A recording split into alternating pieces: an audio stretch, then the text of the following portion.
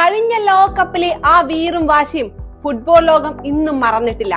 അന്ന് ഫ്രാൻസിനോടേറ്റ് തോൽവിക്ക് പകരം ചോദിക്കാൻ കച്ചകെട്ടിറങ്ങിയ മൊറോക്കോ വീണ്ടും ഒരു ഫ്രഞ്ച് പടയോട്ടത്തിന് മുന്നിൽ അവർക്ക് അടിയറവ് പറയേണ്ടി വന്നിരിക്കുന്നു. കിലിയൻ എംബാപ്പയുടെ ഫ്രഞ്ച് പട ഒരിക്കൽ കൂടി മൊറോക്കോയോട് ഉറക്കെ പ്രഖ്യാപിച്ചിരിക്കുകയാണ്, ഉന്നാൽ മുടിയാതെ തമ്പി.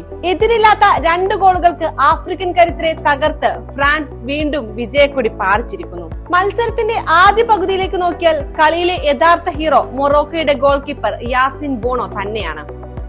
ഫ്രഞ്ച് മുന്നേറ്റങ്ങളുടെ മൂർച്ച കുറക്കാൻ അയാൾ കാവൽ നിന്ന ഗോൾ പോസ്റ്റിന് കഴിഞ്ഞു.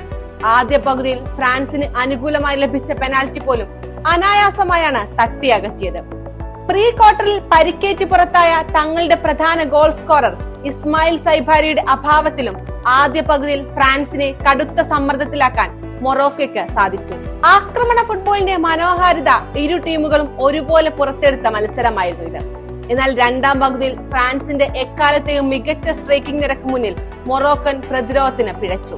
60-ാം മിനിറ്റിൽ മനോഹരമായൊരു ഷോട്ടിലൂടെ കിലിയൻ എംബാപ്പെ ഫ്രാൻസിന്റെ ഗോൾ വേട്ടയ്ക്ക് തുടക്കമിട്ടു. ഈ ടൂർണമെന്റിലെ എംബാപ്പയുടെ 8ാം ഗോൾ. ഇതോടെ ലോകകപ്പിൽ 20 മത്സരങ്ങളിൽ നിന്ന് 20 ഗോൾ എന്ന അപൂർവ നേട്ടവും. 31 മത്സരങ്ങളിൽ നിന്ന് 21 ഗോൾ നേടിയ മെസ്സിയുടെ റെക്കോർഡ് തകർക്കാൻ എംബാപ്പക്ക് ഈയൊരു ലോകകപ്പ് മാത്രം മതിയാകുമെന്ന് അയാൾ തെളിയിക്കുകയാണ്.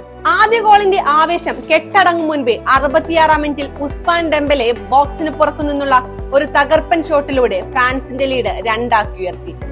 ഫ്രഞ്ച് പടയുടെ ആക്രമണങ്ങളെ ചെറുത്തു തോൽപ്പിക്കാൻ യാസിൻ ബോണോ തന്റെ അസാമാന്യ സേവുകളിലൂടെ പരമാവധി ശ്രമിച്ചെങ്കിലും ഫ്രഞ്ച് താരങ്ങളുടെ കൃത്യതയാർന്ന ഫിനിഷിംഗിന് മുന്നിൽ മൊറോക്കോയ്ക്ക് കീഴടങ്ങേണ്ടി വന്നു.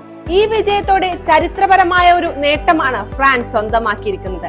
ലോകകപ്പ് ചരിത്രത്തിൽ തുടർച്ചയായി 3 തവണ സെമി ഫൈനലിൽ എത്തുന്ന ആദ്യ ഫ്രഞ്ച് ടീമായി ദിദിയർ ദശാംപിന്റെ ഈ പടയാളികൾ മാറിക്കഴിഞ്ഞു.